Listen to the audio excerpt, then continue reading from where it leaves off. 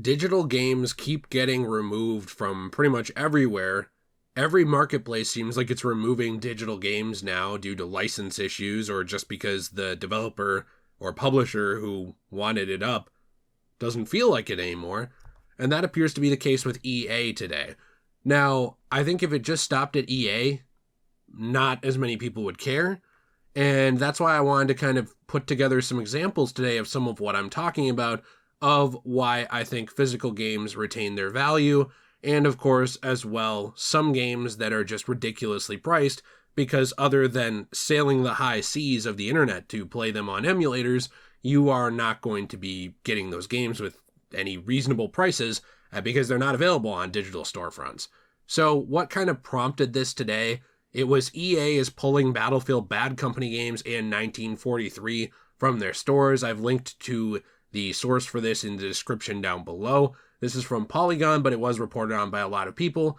Publisher Electronic Arts is pulling Battlefield 1943, Bad Company, and Bad Company 2 from online stores in April, developer DICE announced on Tuesday. DICE said that the three games are being removed from digital storefronts such as PlayStation Store, Steam, and Xbox Game Store ahead of online services for those games being shut down in December. Now, these are older games as well, and the single-player components will still work for people who own these games, for people who either own a disc or buy it digitally in the meantime, but it's going to be gone, and they pretty much just said too bad. They said, while these titles hold a special place in our heart, we're now looking forward to creating new memories alongside you as we shift our focus towards our current and future Battlefield experiences. And now here's the thing, if you're not a fan of Battlefield, I know that you might not care about this example. This example is not the be-all, end-all of what's happening. It's just an example of what is happening. Of course, in February, we also did see that on February 7th, a bunch of games were removed from the Xbox 360 digital marketplace, which I know is an old marketplace, I understand that, but it totaled up to 46 games for the United States, and it varied across the world. There were other areas of the world, like the Middle East, lost certain titles. I believe Australia lost certain titles. The UK lost certain titles. So basically, it was kind of based more on region, but at least for the United States where I live, it was almost 50 games. And here's the thing with a lot of the games that were removed for me, these games in particular, I'm going to be honest with you, I didn't really care that much about. Not because I think they're bad games, but because I either already own them on a later platform or because they weren't things I was super interested in playing. Like, so for example, Dark Souls. I have Dark Souls on multiple things. I have the broken PC version of it from the original release. My cats are fighting in the background. They also released the remaster on PC. I own that as well. And then, of course, with Dark Souls, I also own the remaster on PlayStation 4. So it's not like losing Dark Souls access on the 360 is some big deal to me. If I want to, I can pick up a disc for relatively cheap right now. And that's what it is. It's not about what games it is, it's about what is happening, okay? And that's why I want to make that clear, because there's always some meat riders in terms of digital games who they don't listen. They just say, oh, Jay, you hate digital games. I don't hate digital games. There's things I own digitally that I'm really glad I bought. Good example of that, Xbox 360 copy of Marvel vs. Capcom 2. Awesome. Works with particular fight sticks. Wouldn't be able to buy that now. I'd have to go sail in the high seas and get a version of that on emulator on the PC in order to be buying that game, right? Or getting that game, I guess I should say. I'm glad I own that. But you know what? It would have also been really cool to own the PS2 disc of that's now hundreds of dollars. Nintendo is shutting down the Wii U and 3DS eShop, and we talked about that a while ago. It's actually happening on March 27th, so 5 days from when I recorded this. I'm hoping this goes up the same day. And of course, as well, there's going to be a lot of problems surrounding that. We just recently saw The Completionist. He's a YouTuber. He bought like $22,000 and some dollars worth of games off of these things. And, props to him. I'm going to include the link to the article about this down below. He has a video and stuff too. He donated those consoles and SD cards and stuff to the Video Game History Foundation in order to preserve these games, because they're not going to exist after this unless you download them via emulation. And again, I know that emulation is a good thing overall. It really is. I personally think there is a difference between I am going to be angry and too cheap to buy something day one, so I want to just download it for free and emulate it. That to me is very different than, hey, here's a copy of Pokemon Emerald. Wow, it's $250 for the cartridge with a new battery. Well, I'm not like a hardcore person here. I just want to be able to play the game that they never re-released or ported to anything on purpose. Oh, well, look at that. It just happens to run on an emulator, and that's not $250. Huh. To me, there's a big difference between those two attitudes of like, I'm really going to stick it to corporate and download this game day one and pirate it. And, oh, look, a game that hasn't been preserved by anybody except for the fandom and cool people online who made these emulators work. It's been 10 years. I'd like to play this game. There's a big night and day difference there to me, even though legally there isn't to a lot of people, especially these big companies like Nintendo and stuff. To me, that's a huge difference. I do think it's a shame that some games just do disappear and become very hard to track down, even digitally. And sometimes even these video game history locations, these places that are trying to preserve that history of media, which does matter, because everybody acts like it matters for movies. So why wouldn't it matter for games, right? These places that are trying to make that happen, they have a hard time tracking that stuff down, and they don't have the monetary resources to do it themselves. That's why people like the completionist buying all those games was headline worthy, was actually really cool. And yeah, I'm sure he got something out of it too. He got a lot of good press. Great. I'm happy for him. But you know what? That also does a lot to help preserve the media. And Jay, listen, if you said emulation's the future of preservation, then why don't you just emulate every 3DS and Wii U game that's shutting down? Well, certain hardware is actually harder to do that with. The Wii U itself is a fantastic machine for emulation. That means that if you want to unlock your Wii U and download games from pretty much every generation of anything, it's a machine that works really well for that. But Wii U games themselves are a little finicky when it comes to emulation. There's not exactly a perfect Wii U emulator. There just isn't. And a lot of games have problems. It's a console that was very particular, kind of like the PS3 with the PS3 cell infrastructure. Remember how it took over a decade for games to start running well on emulators for that? Emulators are not an overnight solution. So when people just say, well, it doesn't matter about preservation because emulators are the solution, sure, if you want to wait years, yes, emulators are a solution, but guess what? They're going to become a more difficult solution as things roll forward, as technology becomes even more complicated. And why? Because eventually, if we do hit a point where there are no physical discs anymore, it's actually harder to back up those games because a lot of those games have things like DRM checks built into them that you then have to work around. Of course, you can say, well, what about games from the past? And those ones are working pretty well with emulation in a lot of instances, but even then you have to finick around with it. Things like the PS2. That emulator is not perfect. It's great. I really like it. But you know what? Games like James Bond, like Agent Under Fire, games like that, some of the cutscenes don't even run that well, or Nightfire. You pretty much have to either play it on a PS2 disc, or play it on emulator with problems, or play it on the Dolphin emulator for GameCube. Luckily, there's another version of those games out there that does run well on emulator.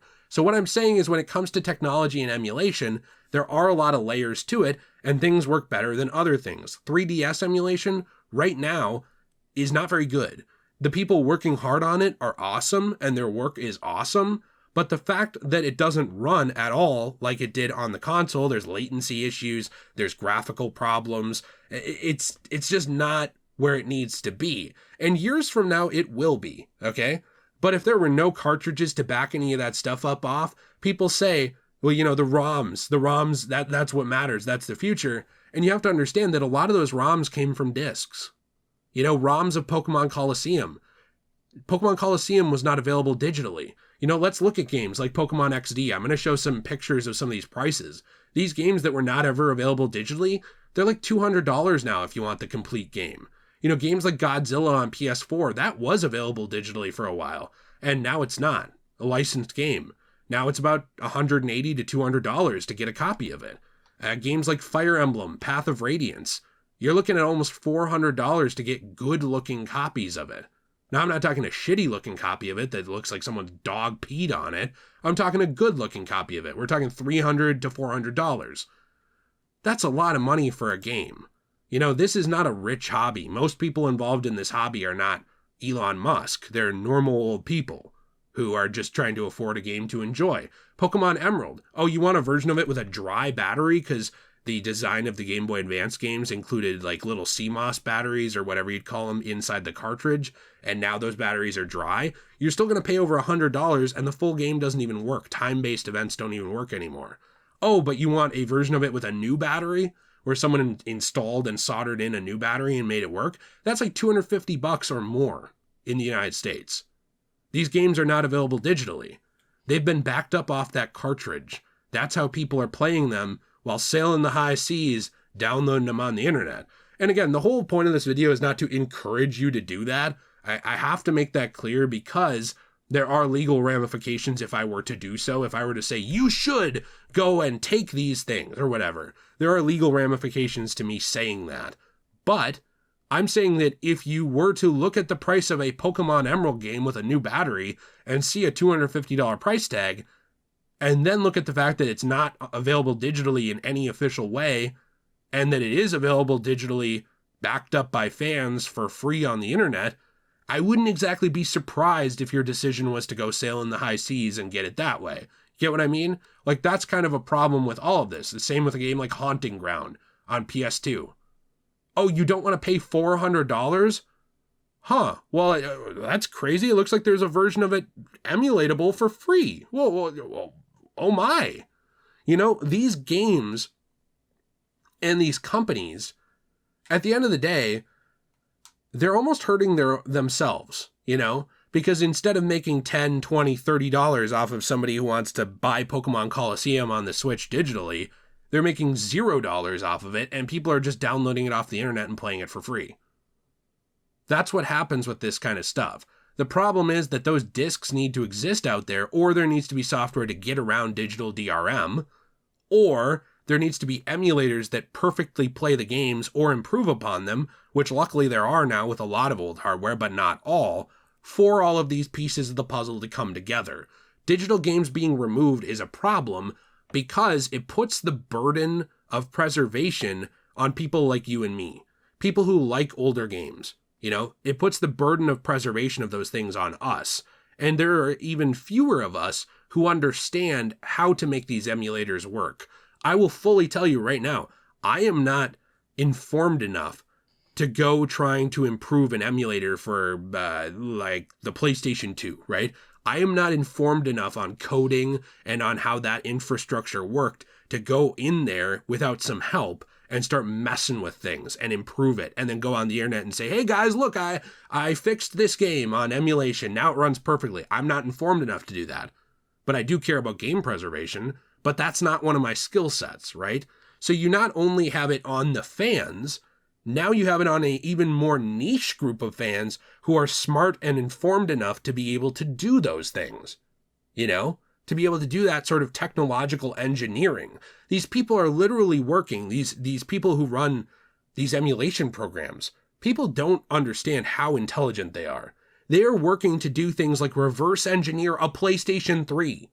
Figure out, how did this thing play these games exactly how it did? Whoa, a totally new piece of hardware, my computer, that has no parts in it that are even remotely similar to what was in the PS3 in comparison to now versus then. How am I going to brute force sheer power this machine to play this game and play it well? Because often that's what happens with emulation, is the reason that it takes so long is because the hardware is different. It has to advance so far removed and past what the hardware was at the time that it can play it regardless. People don't understand that. They don't realize how much intelligence goes into that and how much emulation teams should be praised for game preservation. This is why it annoys me when EA, Nintendo, Microsoft, all of these companies don't care and they just start pulling stuff, because there might be specific things about that version of the game that are different. Dark Souls 2, there are very big differences between the Scholar of the First Sin version of that game and the original base version of that game. I think Scholar of the First Sin is much better, but if you wanted to play vanilla Dark Souls 2, you have to be able to find that, you know? You have to be able to get that. Luckily, there's a disc floating around out there on the PS3 and Xbox 360. But if there wasn't, well, we saw what happened with Warcraft 3 on Steam. where basically Blizzard made a new version of Warcraft 3. They updated the EULA to make it way worse and just ram players up the rear end. And then, of course, as well, they subtly tried to remove access to the original version on Steam. We see companies do this kind of nefarious stuff all the time. That's why I think preservation is important and why it annoys me so much when people just meat ride for these digital game practices. Digital games can be great. There are very good things about them. And in fact, I think more services should be offered with them. You know, you should be seeing PlayStation 5 allow you to download, buy, and download, not through some stupid membership, buy and download individually PS2 games on an emulator. There is no reason that machine, as powerful as it is, can't run a PS2 emulator, right? They've shown that it can, basically. They should be able to do that. You should be able to go on the Switch and go on the Switch eShop and be like, oh yeah, I know there's a membership, but I'm going to pay $40 to download Pokemon Coliseum, and look, it runs this better than it did in the past. These companies are missing out on money by not doing that and making it harder to preserve these games just because, really, at the end of the day, they either, one, aren't interested in preserving it, two, aren't interested in having to jump through the hoops of paying licenses or paying people who were involved to preserve it because it was seen as a disposable form of entertainment when it was created, or three, are so lazy with it that they only care about being able to use it as a membership perk. Look at things like PlayStation and Nintendo right now, what they're doing with their memberships, or they just don't want to deal with it because they might want to remake that game in the future. And say you're Nintendo. I'm going to be done here in a minute. I know I'm getting rambly here, but say you're Nintendo. Financially, you don't want to preserve Pokemon Diamond and Pearl if you know that you're going to make Pokemon Shining Diamond and what was the other one? It's like Brilliant Diamond and Shining Pearl or whatever, or Shining Diamond, Brilliant Pearl. I don't remember the exact names, even though they're on my shelf. The point that I'm getting to with that is you are then incentivized to not preserve it because you can remake it and make even more money. And that's the problem at the end of the day, is that I know this is a business, but I also think the art side of it matters. And it makes me even more sad that not only does the art side not matter to a lot of the companies, but there's so many gamers who will jump in front of a proverbial bullet to defend these companies and act like it shouldn't matter to them either. Like the old game's bad argument. You know, oh, it's just an old game, Jay. It doesn't matter. Or, oh, well, Nintendo or PlayStation or Xbox, they're not doing anything wrong by doing this. It's like, what do you have to gain or prove by doing that? You know, all you're doing is putting another wall up, another shield up over a faceless company, making a bad decision that ultimately does not benefit you. They don't know who you are. They will never know who you are. Even if they do know who you are and you went on to work there and you're the biggest fanboy of all time, they will not care about your opinion unless you're up at the top as an executive. What is the point of defending them on this? It just doesn't make any sense to me. And I know every time I talk about it, I get people who defend these practices. Fine. Like I'm, you know, in the words of the immortal black suit Raimi Spider-Man, I'm done trying to convince you. If you want to have a dumbass opinion, that's fine. Have a dumbass opinion, but that's what it is. It is a stupid opinion, and it makes no damn sense. Let me know what you're thinking in the comments down below. If you enjoyed this video, please be sure to leave a like and subscribe for more content. I do appreciate you very much. I've been working on a lot of big projects, which is why I have not been uploading quite as much recently, but I'm going to be trying to do a better job on that. If you don't find the sound of my voice annoying, I did recently start a new channel, The King of Creepy, where I'm going to be narrating horror stories and talking about all things horror, so I'm excited to talk about that over there, and I hope you'll join me. The link is in the description down below. Jill has her own channel, Magical Jill, which is wonderful toy reviews, Sailor Moon content, soon starting Pokemon content as well. I think she's working on one of those videos today. Then we do also have Degenerate Plays, where we play through a wide variety of video games together. I guess our form of preserving some gameplay for you and having a fun time. And there are ways to help support this and other channels as well, including Patreon, memberships, and our wonderful store, enchantedglamour.com. That's GLAMOR.com. or magicaljill.com, where you can buy all kinds of stuff. We appreciate you so much. Have a fantastic day. As always, everyone, stay shway.